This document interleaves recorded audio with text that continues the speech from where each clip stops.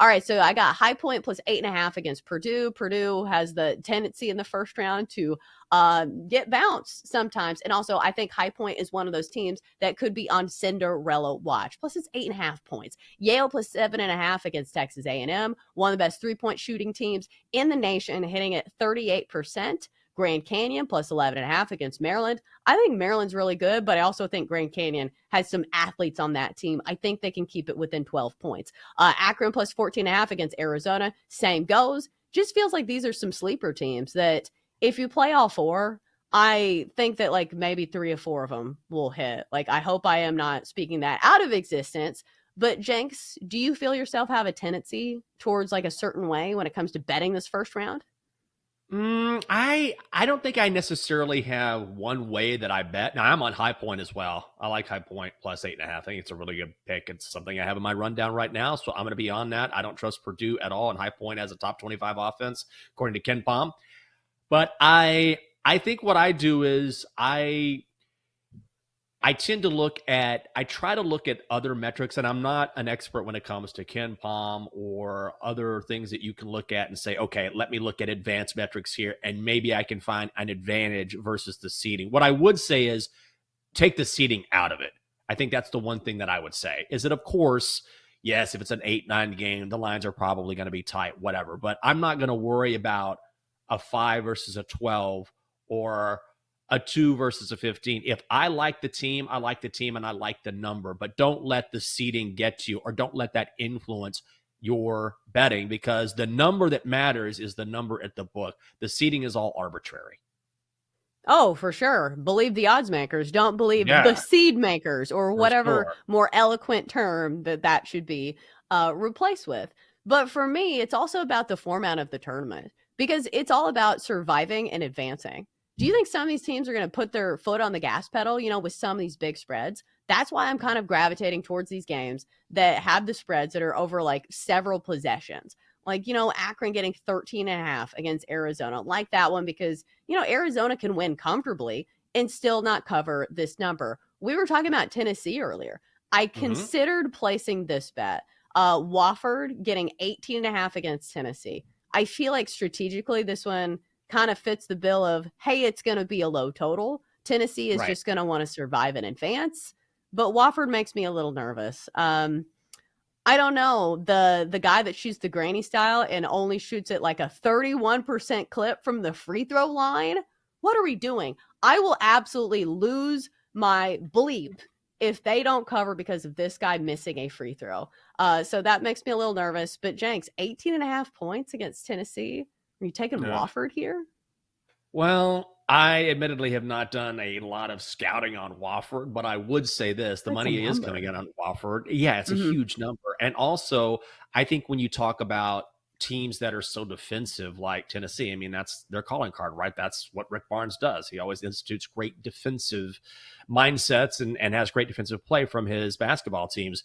If you're talking about a lower scoring game potentially because of that defense, then 18.5 sounds like a huge number. But then again, Double D just put in the chat, Duke beat Wofford earlier this season, 85-38. But also, Duke is a different type of team than Tennessee. Mm-hmm. So it's not like an apples to apples comparison. Sure, there's always a potential for a team to get blown out like Wofford because of the mismatch. But we're seeing the money come in on Wofford for a reason. And it's because, look, we've looked at the numbers, right? Of all the coaches in the NCAA tournament who do not do a good job of covering the number, Rick Barnes is at the top of the list. Yeah, and it's just a big number because, like, you don't have to do a ton of handicapping. Like, if you handicap this game, Tennessee's better than Wofford. We get it. It's built into the number. Right. So that was just kind of my first instinct. I do think that, like, I'm still afraid to fade Houston because I know Houston's laying a big number.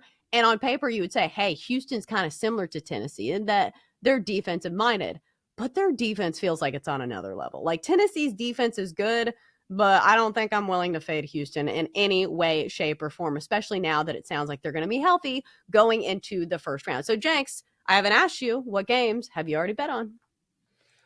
I am on Louisville money line taking on Creighton. It's minus 145. This is a short number, so I'm going to be on the money line here. And I love the Cardinals here. I just don't trust Creighton at all. I don't trust Creighton in big spots. Now you can say, well, this isn't a big spot. I think an 8-9 game where you're going to have a battle to advance is a big spot. Creighton is 0-5 in Big East championship games, by the way.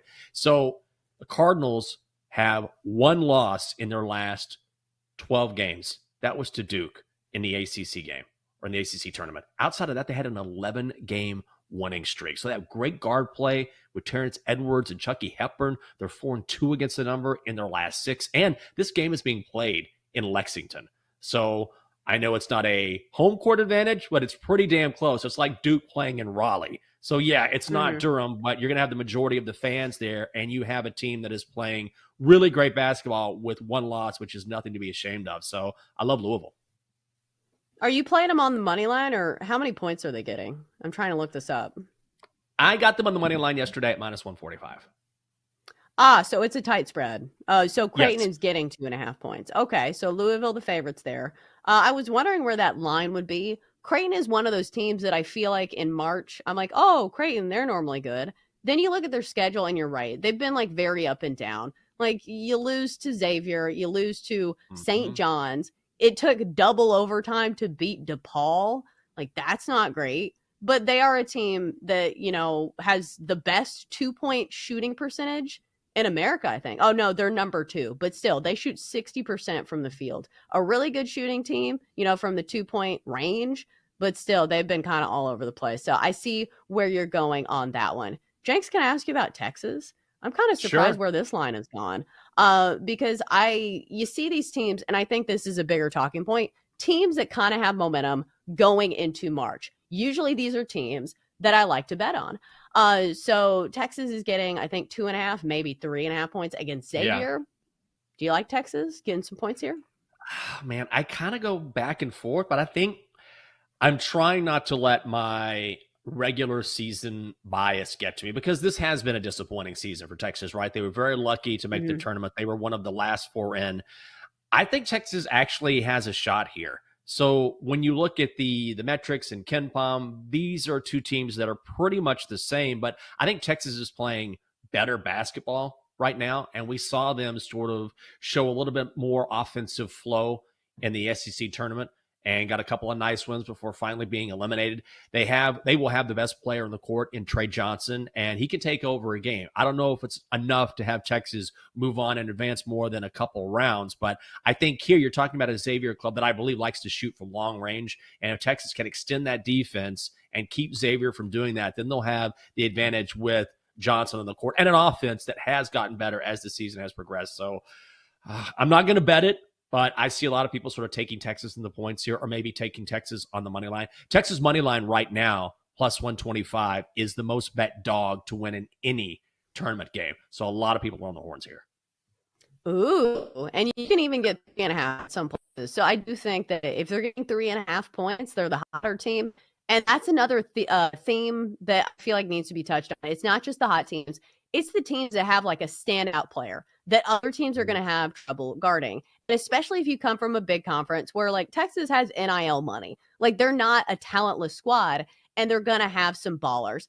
Same goes for some of these other teams. Like I feel like Oklahoma kind of fits that bill the way that we've seen Jeremiah Fears playing, scored 28 against Kentucky. I'm not saying you take Oklahoma, in their game. I'm just saying some of these teams that maybe don't have the best records, but they have a guy that's playing really good right now, and they have a standout player that like any defense is going to struggle with. Maybe that's another kind of angle to look at in some of these games. Some of these really public bets, were you surprised at any of these? Here are the most bet tickets of teams to cover over at BetMGM. Michigan -2.5 over UC San Diego. Akron +13.5. We're on that one. High Point +8.5 on that one as well. Xavier -2.5 over Texas, and Gonzaga laying 6.5 over Georgia. That line's gone to 5.5, surprisingly. Oh, wow. Yeah, that surprises me. Gonzaga is one that I thought that we would kind of sneaky beyond because I really like the way the Zags are playing right now. And winning the WCC and the way that they did over St. Mary's was really impressive. Maybe this number is too big. I know you bet on Georgia a handful of times this season, but I will go against the money here. I'm not someone who always follows the money. I still believe in the Zags. So if I can find it at 5.5, a little surprised there, but I'd be on the Zags.